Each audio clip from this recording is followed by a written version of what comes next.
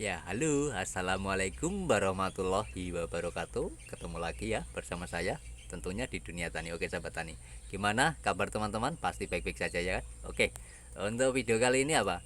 Ini saya ini habis berperang teman-teman. Nah, berperang apa ya? Jadi bukan berperang ini ya Israel dan Palestina itu tidak teman-teman, tapi berperang dengan perkebunan kelapa sawit mengatasi sawit yang stres ini teman-teman. Bisa dilihat di situ sawitnya kuning teman-teman. Dan di video saya yang 4 hari yang lalu atau enggak salah 6 hari yang lalu ya, itu sudah saya kasih tunjuk pada teman-teman bahwa kelapa sawit ini adalah keracunan. Nah, keracunan bukan karena pupuk teman-teman. Meskipun ini pupuknya organik ya, pupuk organik itu bisa membuat keracunan juga pada kelapa sawit teman-teman ya.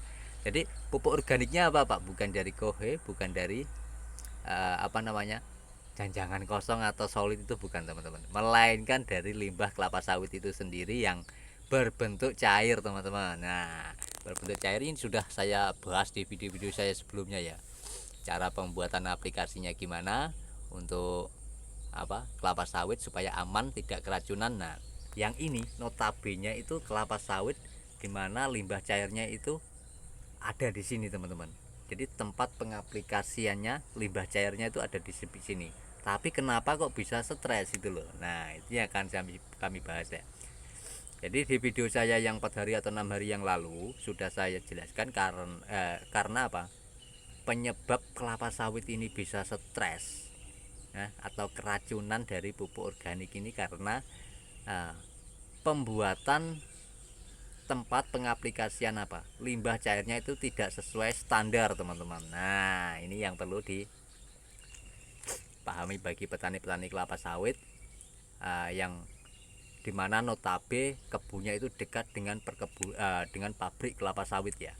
Dengan pabrik kelapa sawit pasti banyak limbahnya yang sulit untuk dibuang. Jadi biasanya petani-petani memanfaatkan itu, dan dari pihak pabrik pun itu akan berkoordinasi pada petani supaya bisa dialirkan ke situ. Biasanya begitu. Nah, ya. Jadi ini teman-teman, kenapa kelapa sawit ini bisa stres atau keracunan dari pupuk organik, yaitu limbah cair ya.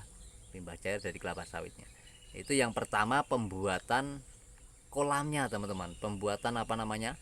Pengaplikasian limbah cairnya tidak sesuai standar. Nah, tidak sesuai standarnya gimana, Pak? Jadi kebanyakan yang stres ini teman-teman, itu saya cek kemarin di video saya sebelumnya ya. Nanti saya akan kasihkan linknya di atas pojok kanan. Itu tingginya dalamnya dalamnya untuk limbah cairnya itu 2 meter teman-teman. Nah, bayangkan, padahal kelapa sawit ini akarnya itu tidak sampai 2 meter teman-teman. Tapi di sini sebelum ini saya kerjakan teman-teman, nah sebelum saya berperang di dalamnya ini ya, nah itu tinggi dalamnya itu 2 meter teman-teman ya.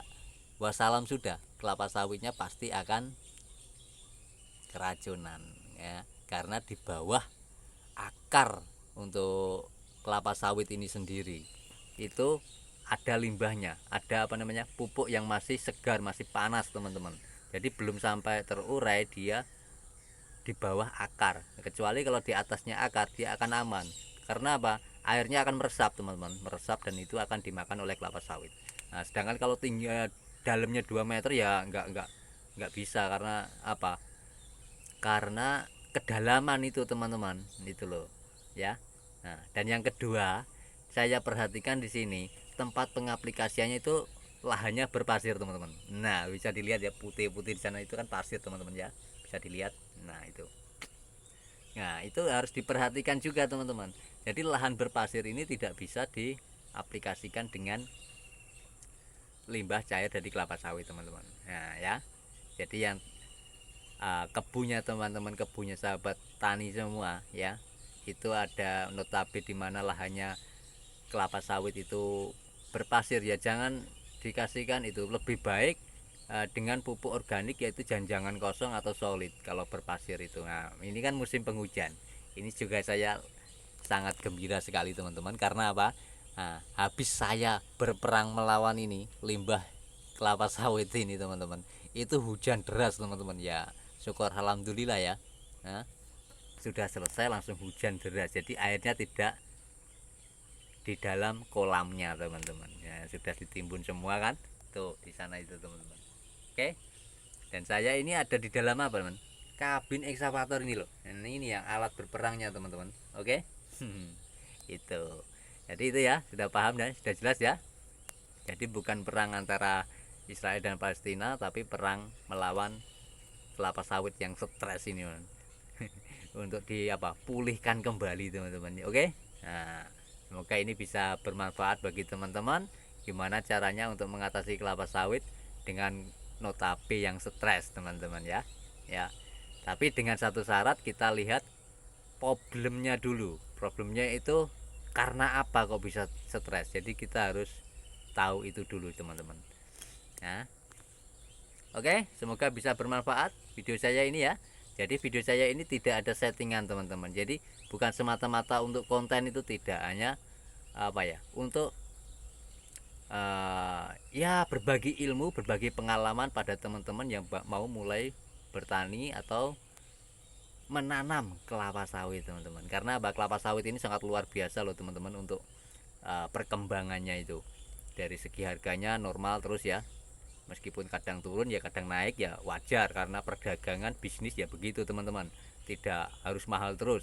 Nah, dan jangan sampai takut pada ini ya, kayak karet ya teman-teman, nasib karet itu jangan ya, jangan sekali, jangan disamakan dengan karet teman-teman untuk kelapa sawit. Karena kelapa sawit ini banyak sekali manfaatnya teman-teman. Dari biogas bisa, dari ini yang dikembangkan oleh pemerintah ini apa, yaitu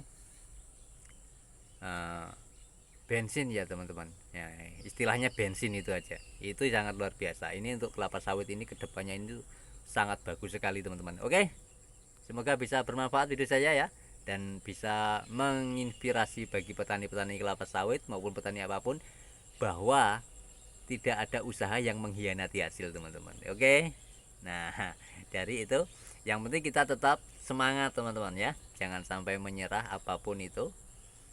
Nah, oke, nanti saya akan review lagi gimana kedepannya dalam 6 bulan yang akan datang untuk kelapa sawit ini teman-teman ya. Apa sudah bisa normal seperti temennya ini ya teman-teman, normal ya, meskipun ada ini karena efek dari limbah ini itu masih terasa di sini teman-teman, tapi di sebelahnya sana itu sangat hijau teman-teman, tuh sangat hijau sekali. Oke, nah itu nanti akan saya kasih tunjukkan pada teman-teman gimana cara mengatasi, apakah ini worth it atau berhasil ya untuk penanganan kayak gini. Karena saya lihat itu memang permasalahannya ada di limbah cairnya teman-teman, karena air itu tidak pernah kering, jadi selalu ada. Bahkan kelapa sawit ini ya, kelapa sawit ini kan tidak suka teman-teman untuk air yang menggenang terus. Tapi kalau air yang berjalan, air yang bisa surut, bisa naik, bisa pasang, itu sangat bagus teman-teman. Itu. Nah, itu. Dan satu lagi, untuk kelapa sawit ini tidak bisa tidak, kan banyak ini kalau orang-orang di luar sana itu ngomongnya gini, kelapa sawit bikin membunuh sumber mata air. Nah itu tidak teman-teman, tidak, meskipun dia konsumsi airnya itu perharinya banyak teman-teman, tapi tidak segitunya. Oke, semoga itu saja bisa mewakili dan berbagi ilmu bagi teman-teman ya. Oke, saya akhiri. Bila ada salah kata ya mohon maaf sebesar-besarnya. Dan dari saya salam tandan berduri, petani sehat luar biasa. Oke, salam sukses dan tandan berduri. Saya akhiri, wassalamualaikum warahmatullahi wabarakatuh. Sampai ketemu di video selanjutnya. Dah.